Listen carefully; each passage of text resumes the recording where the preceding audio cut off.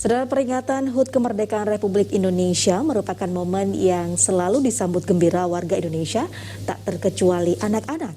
Di Aceh Besar, ratusan anak-anak mengikuti aneka lomba yang digelar dalam rangka memperingati HUT Kemerdekaan ke-77. Beginilah suasana di rumah panti asuhan Anek Nangro milik pemerintah Aceh di Kampung Gugajah, Kecamatan Darul Imara, Aceh Besar, Minggu pagi. Kegiatan lomba yang digelar memeriahkan HUT Kemerdekaan Republik Indonesia ke-77 membuat suasana di panti menjadi ramai.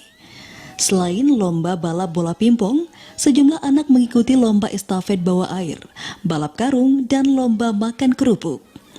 Gelak tawa penonton pun pecah saat melihat tingkah para peserta yang berupaya memenangkan lomba.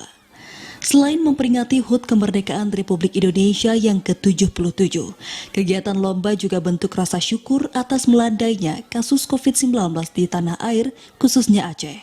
Kondisi ini dinilai sangat berdampak positif kepada aktivitas masyarakat, tak terkecuali anak-anak.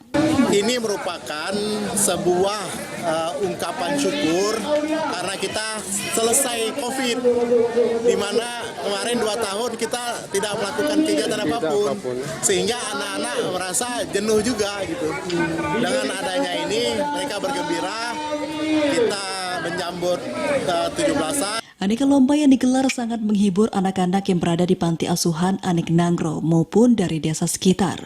Mereka mengaku sangat senang karena kegiatan seperti ini tidak terlihat sejak 2 tahun terakhir akibat pandemi. Balap karung. Balap karung, terus lain? Itu aja. Lain nggak ada? Kenapa nggak ikut lain? Mau ikut. Nggak jadi. Tadi dapat juara berapa barusan? Nih, juara 3. Juara 3. Hadiahnya apa? Tahu nggak? Nggak tahu? Nggak tahu.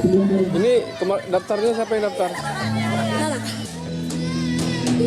Tak hanya lomba, sejumlah anak juga mengekspresikan kemampuannya di bidang seni dengan menyanyikan lagu-lagu yang sedang hit saat ini.